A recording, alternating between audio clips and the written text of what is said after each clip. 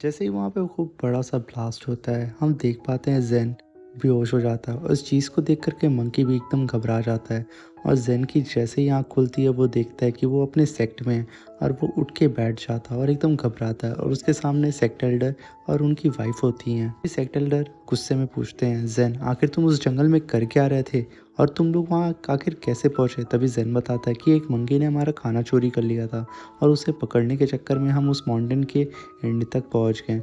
तभी sect master बोलते हैं कि एक तो तुम कल्टीवेशन के टाइम खाना पका रहे थे, दूसरा तुम मेरे डिसाइबल होकर के एक मंकी को नहीं पकड़ पाए। इसकी वजह से वो और भी ज़्यादा गुस्सा आ रहे होते हैं। सेक्ट मास्टर की वाइफ कहती हैं, आपको नाराज़ ऐसे नहीं होना चाहिए, क्योंकि हमें शुक्र मनाना चाहिए कि दोनों बच्चे सेफ हैं और सही सलामत यहाँ पे आ गए हैं।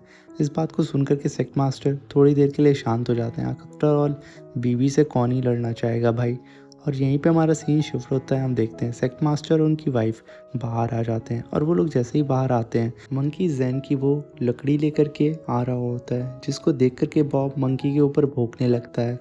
और तभी यून भी इस चीज़ को देख लेती है कि मंकी यहाँ पे है और तभी वो बॉब को कहती है, जाओ मंकी के ऊपर हमला करो। बट ज़ेन मना करता है, उसे जाने दो। इसलिए मंकी ने ही ज़ेन को वहाँ पे डूबने से बचाया था उस ब्लास्ट के बाद। फिर यहाँ काफ़ी लेट हो जाता है। बॉब मंकी के ऊपर अटैक करने ही वाला रहता है, तभी मंकी उस स्टिक को उठा करके दूर फेंक देता है और बॉब दौड़ते हुए जाता है, उस स्टिक को अपने मुंह में उठा करके उस स्टिक से खेलने लगता है। मंकी अपना पसीना पोंछता है और कहता है, फाइनली मैं बच गया, और दौड़ते हुए तुरंत ज़ेन के पास जाके छुप जाता है। और बॉब उस स्टिक को उठा करके तुरंत यून के पास आकर के बैठ जाता है। तभी यून मंकी के ऊपर अटैक करने वाली रहती है, तभी ज़ेन उसके सामने आ जाता है और यून रुक जाती है और ज़ेन बोलता है कि प्लीज़ इसे जाने दो। तभी यून मुंह फुला करके बोलती है ठीक है। तभी ज़ेन बोलता है, क्या इस मंकी को मैं अपने पास रख सकता हूँ अपना पेट बना के? तभी मंकी उसके ऊपर आकर के चढ़ जाता है। तभी ज़ेन उससे प्यार करने लगता है। तभी यून बोलती है, हाँ रख सकते हो, मगर ये जो भी मुसीबत खड़ा करेगा उसके ज़िम्मेदार तुम होगे। और हाँ, बॉब के ऊपर ये कभी भी अटैक ना करे, इस बात का भी तुम्हें ख्याल रखना होगा। तभी मंकी उस स्टिक को लेकर के आता है और ज़ेन को देता है। ज़ेन वहाँ पे अपनी स्टिक को ले लेता है और तब तक रात हो चुकी होती है। तभी ज़ेन बैठ कर के वहाँ पे कल्टीवेशन स्टार्ट कर देता है, मगर ज़ेन जैसा कि देख पाता है कि अब वो एक स्पिरिचुअल बॉल को समन कर पा रहा होता है, क्योंकि उस रात से ही ज़ेन के पास काफ़ी ज़्यादा पावर बढ़ चुकी होती है। ज़ेन इस चीज़ को देख कर के काफ़ी शॉक हो जाता है और कहता है, आखिर उस रात को ऐसा क्या हो गया था जिसकी वजह से मेरी स्पिरिचुअल पावर बढ़ गई है। और इस बात को देख कर के वो और भी ज़्यादा शॉक्ड हो जाता है और एक बार और उस स्पिरिचुअल बॉल को समन करता है और वो उस चीज़ को करने में कामयाब हो जाता है। और यहाँ सीन शिफ्ट होता है, हमें सॉन्ग पीक दिखाया जाता है, जहाँ पे लेन प्रैक्टिस कर रहा होता है अपनी स्वॉर्ड से और एक बड़े से पत्थर को काटने की कोशिश कर रहा होता है, मगर वो काफ़ी कोशिश करता है मगर वो काट नहीं पाता है। तभी उसके मास्टर बोलते हैं, अगर तुम स्वॉर्डमैनशिप में महारत हासिल करना चाहते हो तो तुम्हें इस बात का ध्यान रखना होगा कि तुम्हारे मन में किसी भी तरह का कोई भी ख्याल नहीं होना चाहिए। जो भी तुम्हारी पिछली ज़िंदगी में हुआ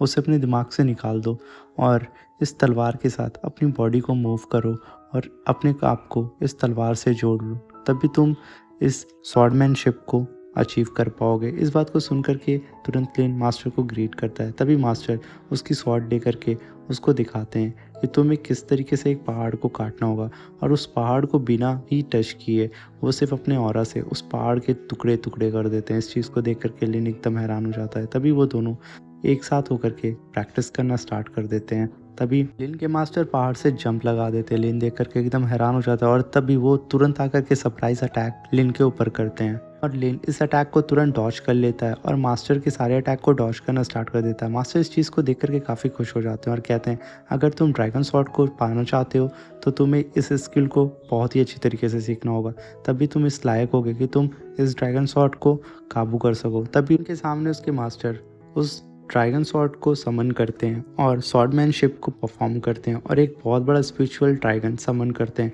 उसे देख करके लेन भी सेम टू सेम वैसे ही ड्रैगन तुरंत समन करता है, जिसे देख करके उसके मास्टर एकदम खुश हो जाते हैं और कहते हैं कि मुझे नहीं लगा था कि तुम इतनी जल्दी इस स्टेज को सीख जाओगे। मुझे नाज है कि मेरा डिसाइबल इतना ज़्यादा टैलेंटेड है।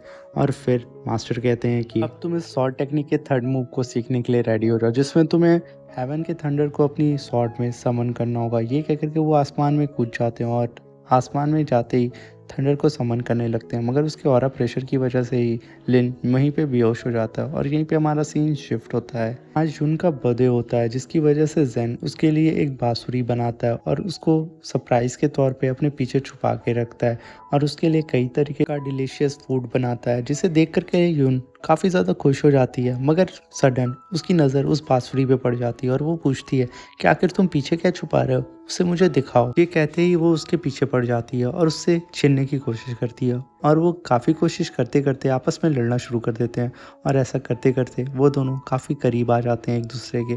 और एक दूसरे के वो दोनों जैसे ही करीब आते हैं वो दोनों एम्बेरस फील करने लगते हैं। तभी वो बांसुरी को यून अपने पास ले लेती है और वो बांसुरी गलती से गिर करके हॉट टब में चली जाती है, जिसकी वजह से वो दोनों शॉक हो जाते हैं। और तभी वहाँ पे ब्रदर शॉन्ग आ जाते हैं और वो पूछते हैं कि आखिर तुम लोग यहाँ क्या कर रहे हो, हमारे पीक पे आज बहुत ही इंपॉर्टेंट गेस्ट आए हुए हैं, उनके लिए टी रेडी करो। और यहीं पे सीन शिफ्ट होता है, हमें दिखाया जाता है कि वो दोनों डिसाइबल और कोई नहीं, एक तो लेन होता है, दूसरा उसका जूनियर डिसाइबल होता है और वो दोनों बैठ करके मास्टर से बात कर रहे होते हैं। लिन बताता है कि सेक्ट में जो कंपटीशन होने वाला है कुछ महीनों के बाद, वो कंपटीशन में थोड़े चेंजेस हुए हैं। इस कंपटीशन में इस बार सारे सेक्ट के लोग अपने सारे डिसाइबल को भेजेंगे।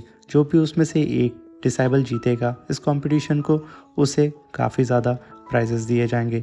ये कह करके वो मास्टर को ग्रीट करता है और तभी हम देखते हैं कि मास्टर उन दोनों को देख करके कहते हैं आखिर तुम लोग के सेक्ट में क्या खिचड़ी पक रही है। वे लिन कहता है मास्टर आप हमें गलत समझ रहे हैं, आप हमारी बातों को गलत वे में ले रहे हैं। तभी वहाँ पे हम देख पाते हैं कि जुन और जेन दोनों वहाँ पे आ चुके होते हैं। लिन उन दोनों को देख करके जेन को पहचान जाता है, मगर वो चुपचाप वहाँ खड़ा रहता है और वो देखना चाहता है कि जेन क्या उसे पहचान पाएगा। मगर जेन भी लिन को पहचान जाता है और बोलता है कि यून ये मेरे बचपन का दोस्त है, हमारे विलेज में सिर्फ हम दोनों ही बचे थे और हम दोनों ही अलग अलग सेक्ट में शामिल होने की वजह से आपस में बिछड़ गए थे और ये इकलौता ही हमारी फैमिली का मेंबर है।